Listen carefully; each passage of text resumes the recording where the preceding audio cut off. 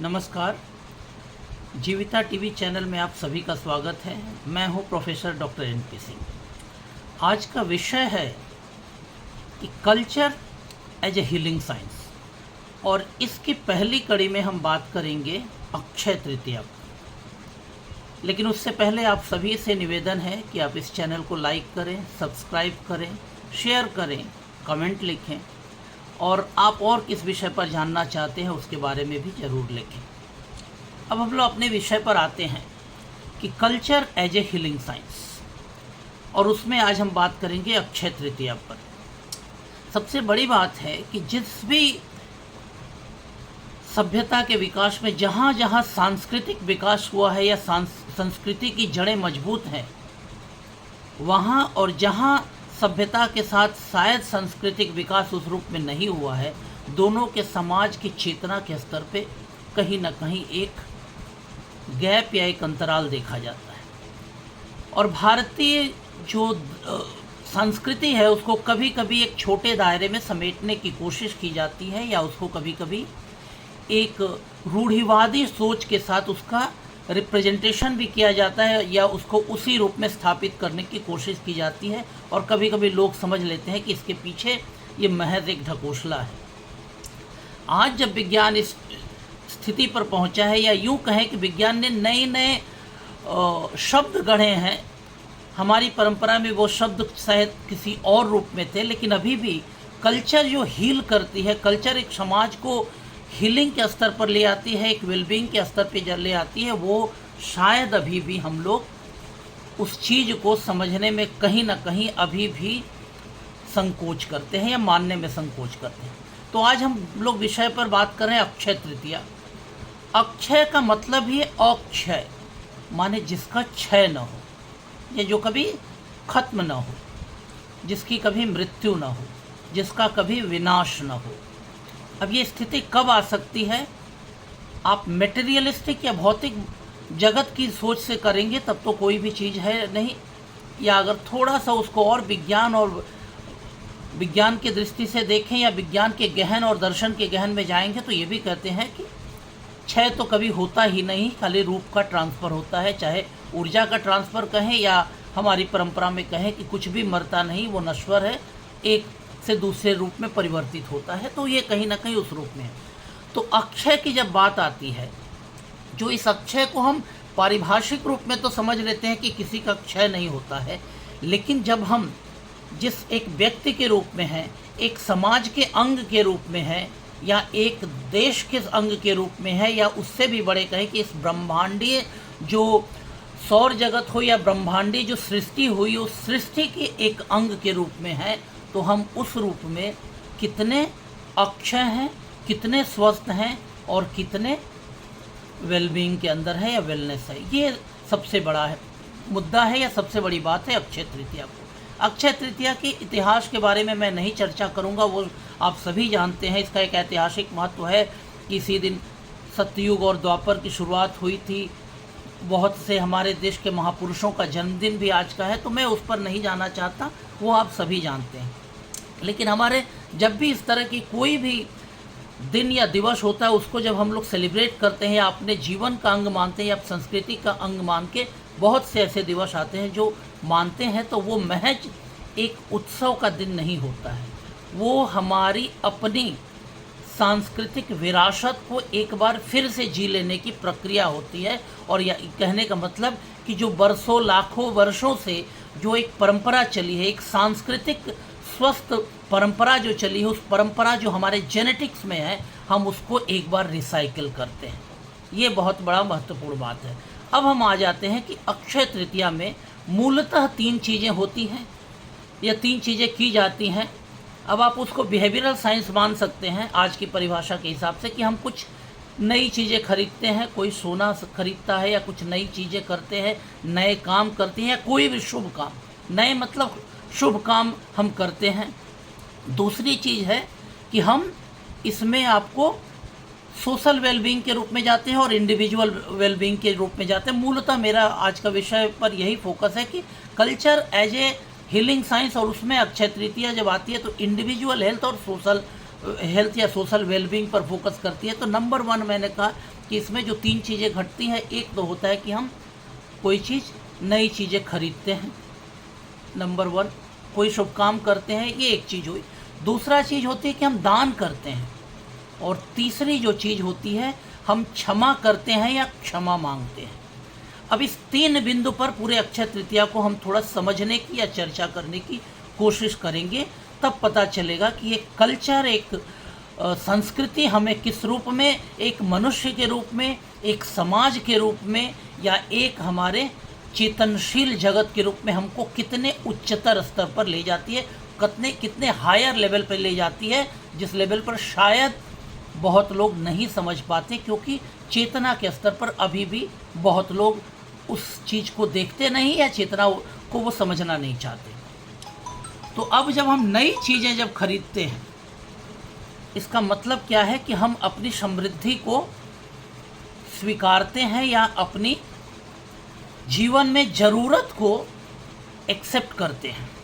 ज़रूरत को, हमारी समृद्धि को हम अपने ज़रूरत से जोड़ते हैं, अपनी आवश्यकता से जोड़ते हैं कि हाँ, अब हमारी ज़रूरत है तो हम शुभ दिन पे ही करेंगे। हम लस्टी नहीं होते, वासना में नहीं होते कि हमारे पास समृद्धि अगर कुछ भी है तो हमको जब जो चाहिए वो मैं तब खरीदूंगा। उसके लिए भी हम एक शुभ अवसर की तलाश करते हैं, यानी कि हमारे अंदर एक आत्मनियंत्रण आता है कि हम ये चीज़ उसी समय खरीदेंगे। और उस खरीदने के पीछे भाव है कि हम अक्षय होंगे। अक्षय मतलब हम अपने आचरण में अक्षय, क्योंकि ये सभी जानता है कि शारीरिक रूप में हम अक्षय नहीं हैं, लेकिन हम अपने कर्म के माध्यम से ऐसे होंगे कि अक्षय होंगे। यानी जो खरीद रहे हैं उसमें अक्षय, वो हमारी ज़रूरत है, हमारी आवश्यकता है, या हमारी जो आचरण है, जो हमारी पहचान है, जो सामाजिक संदर्भ है, उस संदर्भ में मैं ऐसा कुछ खरीदेंगे जो हमें अक्षय करेगा चेतना के स्तर पर। पहली बात यह है, इसलिए हम खरीदते हैं। दूसरी बात है, और ये बात ये भी है कि जब हम कुछ खरीदते हैं, इसका यही मनोविज्ञान है कि हम खरीदते हैं, अगर आवश्यकता के लिए खरीदते हैं तो हम एक सामाजिक सरोकार के बीच में आते हैं, और अगर हम अपने अहंग को तुष्ट करने के लिए खरीदते हैं तो हम सामाजिक सरोकार से कट जाते हैं। और इसीलिए अहंकार से खरीदते हैं, तो जब मेरी जो इच्छा हुई तब हम खरीदेंगे। लेकिन जब हम एक चीज़ को मान लेते हैं कि एक समय विशेष में खरीदेंगे, एक शुभ घड़ी में खरीदेंगे, तो हम मान लेते हैं कि हमारी जो भी ज़रूरत है उस शुभ घड़ी के साथ जुड़ी हुई है, या उस जो अक्षय को जो जिसके साथ हर पूरे समाज, पूरा देश या पूरे लोग उस संस्कृति से जुड़ा है, हम उसी सांस्कृतिक परंपरा या उसी सांस्कृतिक उत्सव की घड़ी में ही खरीदेंगे। इसका मतलब हम अपनी आवश्यकता को उसके साथ जोड़ लेते हैं, हम उससे अलग नहीं करते, हम उसी के एक अंग हिसाब से अपने को देखते हैं, एक विशेष अपने को नहीं मानते कि हाँ मेरी क्षमता है, हम कुछ भी कभी भी करेंगे। तो ये सेल्फ रेगुलेशन की बात बताती है कि हम औरों के साथ ही जो और सेलिब्रेट कर रहे हैं, हम भी उसी के अंग हैं और उसी रूप में खरीदेंगे हमारी जो ज़रूरत है। दूसरी बात जो है दान देने की बात है। दान जब हम देते हैं तो इसका एक बड़ा मनोविज्ञान है। मनोविज्ञान और विज्ञान की भी बात करें तो ये कहा जाता है कि दान जो देखते हैं, दान भी 2 तरह की, या तो दिखाने के लिए दे रहे हैं या सचमुच आप अंदर से स्वीकार कर रहे हैं कि हम दान दे रहे हैं। दान दे रहे हैं मतलब मेरे पास कुछ है जो मैं किसी के लिए कर सकता हूँ। ये फीलिंग्स अगर आपकी है, अंदर से फीलिंग्स है, तो ये विज्ञान भी करता है कि आपके मूड एलिवेट करता है, आपके अंदर सेरोटोनिन हार्मोन की सिक्रीशन बढ़ती है, यानी आप फिजिकल लेवल पर, मेंटल लेवल पे ज़्यादा स्वस्थ और ज़्यादा आनंद अनुभव करते हैं, विज्ञान कहता है। दूसरी बात है कि आप सोशल वेलबींग के अंदर जाते हैं, और सोशल वेलबींग के अंदर जाते हैं कि आप एक व्यक्ति हैं, अब एक व्यक्ति से आप एक समाज के अंग हो जाते हैं, क्योंकि आप दान दे रहे हैं तो आपके दान हो रहा है, यानी आपके कर्म से जो भी अर्जित है वो कुछ लोगों तक पहुंच जा रहा है, यानी आप व्यक्ति होते हुए भी उतने लोगों से जुड़ जाते हैं। तो आपका व्यक्तित्व अब कई लोगों में समाहित होता है, आप अक्षय की परंपरा में या अक्षय की ओर बढ़ते हैं, एक आचरण के रूप में, एक व्यक्ति के रूप में। वो हर व्यक्ति आपका नाम लेता है या आपके आचरण से प्रभावित होता है, और दूसरे भी उससे देख के सीखते हैं, यानी आपके आचरण ट्रांसमिट होता है, ट्रांसेंड करता है, ट्रांसफ़र होता है। तो इस रूप में आप अक्षय की ओर जाते हैं, ये एक चीज़ है। और तीसरी बात जो है, जिसको मैंने कहा कि क्षमा मांगना या क्षमा दे देना, ये सबसे बड़ा काम वही कर सकता है जो बहुत बड़ा मजबूत हो, बहुत बड़ा साहसी हो। ये कायरों का काम नहीं। हम जब दैनिक जीवन में रहते हैं, ये हम भी जानते हैं, मनुष्य को बहुत बार होता है, अलग अलग परिवेश में रहते हैं, काम करते हैं, कभी शरीर को तबीयत खराब हो जाती, कुछ हो जाती है। तो उसी तरह हम सारे दिन काम करते हैं, सारे दिन लोगों से मिलते हैं, परिवेश में बाहर चलते हैं, और कई कई चीज़ों की कई चीज़ें जिसको हम लोग बोल सकते हैं स्टिमुलस या उद्दीपन या ट्रिगर थिंग्स, जो हमारे व्यक्तित्व को प्रभावित करती है या व्यक्तित्व को प्रभावित करने की कोशिश करती है, और वो कहीं ना कहीं प्रत्यक्ष या परोक्ष हमारे मानस में बैठती जाती है। कभी कभी हम जानते भी नहीं, और कई बातें मेरे मन में बैठ जाती, किसी के भी मन में बैठ जाती। ये रेगुलर होता रहता है, नियमित होता रहता है। जब हम बाहर निकलते हैं, काम करते, कब कहाँ मिल रहे हैं, कहाँ कौन सी चीज़ें हमारे मन में किस रूप में बैठ जाती है, जो हमारे चेतना में रहती है, माने हमारे कॉन्शस माइंड में नहीं रहती, लेकिन रहती है। अब उस चीज़ को हम नहीं निकाल रहे हैं, और वो धीरे धीरे कहीं ना कहीं उसके ऊपर कोई और नई बातें अंदर चली गई, उसके ऊपर और कई नई बातें चली गई, तो हमारे मानस के वो बातें आस्ते आस्ते दबते दबते नीचे चली जाती है, जो हमारे कॉन्शस लेवल पे नहीं है, जिसको हम नहीं जानते कि वो है मेरे अंदर है, लेकिन उसको हम समझ नहीं पाते। और वो जो अनकॉन्शस सबकॉन्शस में नीचे दबी रहती है, वो कहीं ना कहीं फिर कभी स्थिति आती है तो वो उस रूप में हमको प्रभावित करती है, या हमारे मानस में पूरी इम्प्रिंट हो जाती है, एकदम लिख दी जाती है, या उस पर अमिट बन जाती है, और वो हमारे व्यक्तित्व को प्रभावित करती है। और हम न जानते हुए, न जानकारी में ही बहुत कुछ ऐसा हम कर देते हैं, जो लोग भी बोलते हैं कि व्यक्तित्व में या ऐसा परिवर्तन क्यों आ गया। तो ये एक चीज़ है जो होती रहती है। अब ये है कि अक्षय तृतीया जब हम क्षमा करते हैं, क्षमा मांगते हैं, ये एक प्रक्रिया है कि हम अपने अंदर जो भी स्टोर्ड इमोशन है, जो भी इस तरह की चीज़ें कहीं दबी हुई है, हम खुले मन से पहले से स्वीकार करते, जो भी है किसी के प्रति मेरे मन में जो भी भाव है, हम पहले से मानते हैं, हम सबको क्षमा कर रहे हैं। यानी अगर कहीं दबी हुई है, जो मेरी अनकॉन्शस या सबकॉन्शस में है, जो मैं कॉन्शसली नहीं जानता, लेकिन जब मैं इस तरह से अपने आप को अक्षय की प्रक्रिया में ले जाने की करता हूँ कि मेरे अंदर कोई भी इस तरह के नकारात्मक भाव नहीं रहे, तो मैं सभी को क्षमा करता हूँ। किसी के मन में अगर दुर्भावना है, उसको भी मैं निकालता हूँ। मैं नहीं जानता कि मेरे अंदर है या नहीं, लेकिन मैं इस चीज़ को प्रैक्टिस करता हूँ। ये बिहेवियरल साइंस है, लेकिन जब इसको हम करते हैं एक रिचुअल्स के रूप में, इसीलिए बोलते हैं कल्चर हमें प्रेरित करता है कि आप आत्मशुद्धि की तरफ जा रहे हैं, ये करते हैं। और जब आत्मशुद्धि की तरफ जाते हैं तो समाज में भी जाते हैं कि लोग भी देखते हैं कि ये इसके मन में कल तक इस व्यक्ति के प्रति थोड़ा सा मन में दुर्भावना भी थी, लेकिन बड़े अच्छे से मिल रहा है।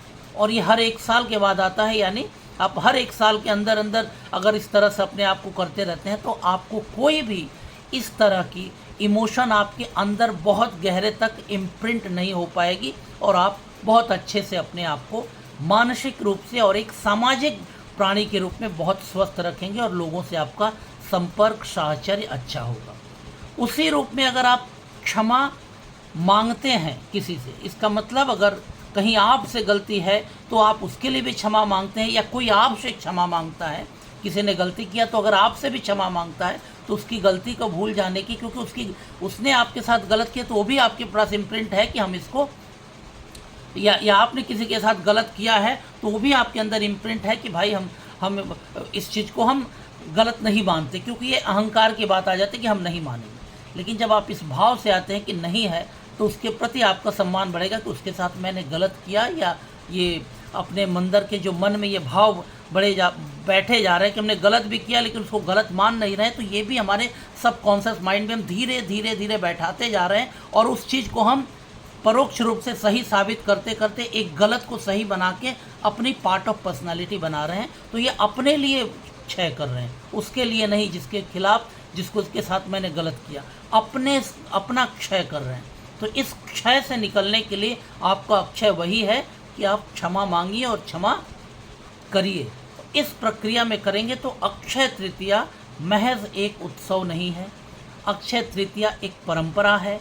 और ये जो उत्सव करते हैं, ये उत्सव बिहेवियरल साइंस है, जो बिहेवियरल करके, या तो हम दान करके, कुछ चीज़ खरीद के, या क्षमा मांग के, क्षमा दे के, ये आचरण के माध्यम से हम अपने मानस को क्या बोलते हैं, डिटॉक्सीफाई करते हैं, अपने मानस को डिटॉक्सीफाई करते हैं। और जब मानस को डिटॉक्सीफाई करेंगे तो हम इस समाज के अंग है, इस ब्रह्मांड के अंग है, तो एक डिटॉक्सीफाई पूरी तरह से अपने शरीर से किसी भी तरह के नकारात्मक भाव जो उसको निकाल के जब ब्रह्मांड के अंदर आएगा तो वो सकारात्मक ही ऊर्जा का प्रवाहित करेगा। तो ये है अक्षय तृतीया का महत्व। और शायद आज का वीडियो थोड़ा सा बड़ा हो गया, लेकिन फिर भी मैं आशा करूँगा आप लोग इस पर अपना कमेंट देंगे, लिखेंगे और ज़रूर अपनी राय दीजिए, शेयर करिए, लाइक करिए, कमेंट भी लिखिए और किस विषय पर जानना चाहते हैं ज़रूर बताइए। तो आज के लिए इतना ही। बहुत बहुत धन्यवाद। स्वस्थ रहिए और अक्षय रहिए। नमस्कार।